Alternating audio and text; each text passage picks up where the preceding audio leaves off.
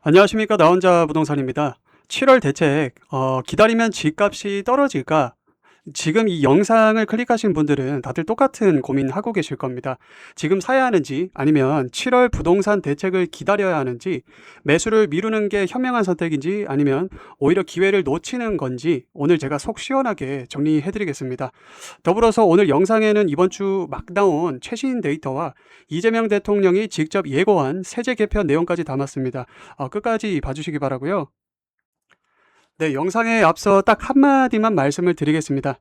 제가 직접 진행하려고 하는 무주택자 생존 특강, 이 영상을 제가 업로드 해드릴 건데요. 현재 무주택자분들이 매수 타이밍을 잡아야 하는 지역, 상승 흐름이 시작이 되는 단지, 전세금에 자금 묶이신 분들을 위한 특별 솔루션도 준비했습니다. 고정 댓글 확인해 주시고요. 자, 지금 시장이 얼마나 뜨거운지 시장 현황부터 좀 살펴보면 한국부동산원이 6월 1일 기준으로 발표한 최신 주간 통계입니다. 서울 아파트 매매 가격이 주간 0.25%를 상승하며 이번 주로 16주 연속 상승을 이어가고 있는데요. 신축 대단지, 역세권 단지를 중심으로 상승 거래가 꾸준하게 이어지고 있는 상황입니다. 자, 그런데 더 주목해야 할 수치가 있는데 바로 전세 가격입니다. 서울 아파트 전세값이 주간 0.29%를 상승했는데요. 연초부터 지금까지 누적 상승률이 무려 3.77%입니다. 작년 같은 기간 누적 상승률이 0.65%였으니까 전년 동기 대비 약 6배 수준인데요. 경기도는 어떨까요? 화성 동탄구가 이번 주 0.60%를 상승하며 수도권 최고 상승률을 기록했습니다. 광명시 0.43%, 성남 수정구 0.42%도 강세를 보이고 있는데요. 정말 충격적인 뉴스가 하나 더 있는데 빌라, 즉 연립주택 전세 가격도 덩달아 올라서 12년 7개월 만에 최대 상승폭을 기록했습니다. 아파트 전세 물건이 품귀 상태가 되자 수요자들이 빌라 전세로 이동하면서 나타난 현상인데요. 전세 급등은 매수 트리거다, 이렇게 보시면 될 것 같은데 전세 급등이 왜 이렇게 중요할까요? 바로 매수 트리거이기 때문인데 순서를 보면 이렇습니다. 1단계는 전세금 2, 3억이 급등합니다. 계약 때보다 전세금이 2억에서 3억씩 오르고요. 2단계는 세입자 심리가 전환이 됩니다. 이 순간 드는 생각이 뭐냐면 이 돈이면 대출받아 집 사겠다 라고 생각을 하는 단계고, 3단계는 매수 이제 수요 증가가 일어나는데 실수요자들이 전세 시장에서 매매 시장으로 이동합니다. 이렇게 돼버리면 가격은 상승이 지속이 될 거고, 공급은 부족한 상황에서 수요는 늘어나니까 당연하게 가격이 오를 수밖에 없습니다. 전세난이 심화될수록 매수 수요는 더 늘어나는 역설적 구조가 이제 형성이 되는데, 지금 서울시장이 정확히 이 사이클 안에 있습니다. 7월 달 세제 개편 핵심 세 가지를 이제 보실 건데, 이재명 대통령이 직접 기자회견에서 예고했습니다.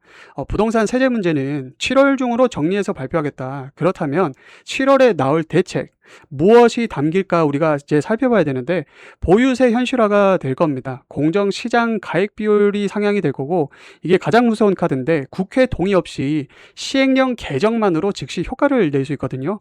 다주택자와 고가주택 보유자의 세 부담이 실질적으로 증가하게 됩니다. 다만 6월 1일이 과세 기준일이기 때문에 실제로는 2027년 과세분부터 본격적으로 반영이 될 가능성이 높고요. 두 번째는 장기 보유 특별 공제 개편, 비거주자 불이익을 이제 준다라고 보는데, 현재는 보유 기간 중심으로 공제가 됩니다. 이걸 실거주 기간 중심으로 바꾸겠다는 건데요. 오래 보유해서도 실제 거주를 안 했다면 혜택이 줄어드는 겁니다. 비거주 1주택자의 양도세 부담이 늘어나는 방향이고요. 세 번째는 다주택자 양도세 중과 재개입니다. 이미 시행 중이고 발효가 되었습니다. 2026년 5월 10일부터 조정 대상 지역 내 다주택자에게 중과세율이 다시 적용이 되었는데요. 2주택자는 기본 세율의 20%, 3주택 이상은 30%가 추가됩니다. 이 대통령은 투자 목적 주택에는 강력한 비용 부담을 줘서 스스로 매물 내놓게 해야 한다고 말했습니다. 실거주자는 철저히 보호하되 비거주 투자 목적에는 부담을 강화하는 방향입니다. 자, 그런데 재미있는 현상이 있습니다. 시장이 지금 둘로 나뉘어 있거든요. 지금 움직이는 지역을 보면 경기 남부가 강하고요. 서울도 비핵심 역세권은 꾸준히 오르고 있습니다. 반면 소위 핵심지라 불리는 한강벨트, 강남, 서초, 송파는 호가는 높은데 거래가 상대적으로 조용합니다. 이게 왜일까요? 두 가지 이유가 있는데요. 첫 번째는 25억 초과 고가 아파트는 대출 규제 직격탄을 맞고 있습니다. 두 번째는 매수 희망자들이 대책 나오면 가격이 뚝 떨어지겠지 하는 기대감을 갖고 관망 중인데요.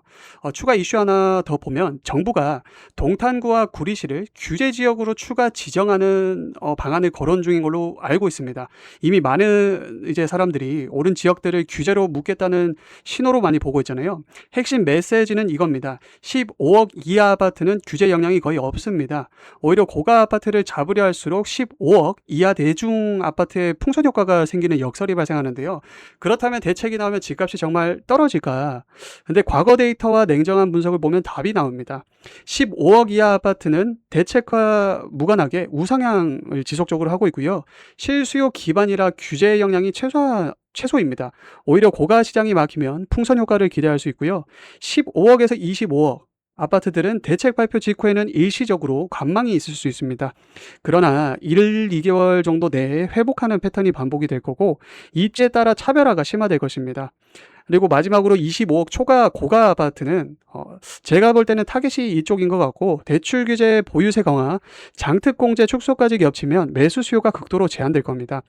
결론적으로 말씀을 드리면 부동산 대책은 집값의 방향을 바꾸지 못합니다. 다만 일시적인 브레이크 역할을 할 뿐이고 내가 사려는 아파트가 어느 가격대냐에 따라 전략이 완전히 달라져야 될 겁니다. 그렇다면 여러분들이 어떤 액션을 취해야 되냐? 지금 바로 움직이셔야 될 분은 15억 이하 역세권 실거주 목적 매수자, 즉 경기 북부 등 아직 저평가된 지역을 노리시는 분, 전세금으로 자금이 묶여 계신 분들은 지금이 기회인 것 같습니다.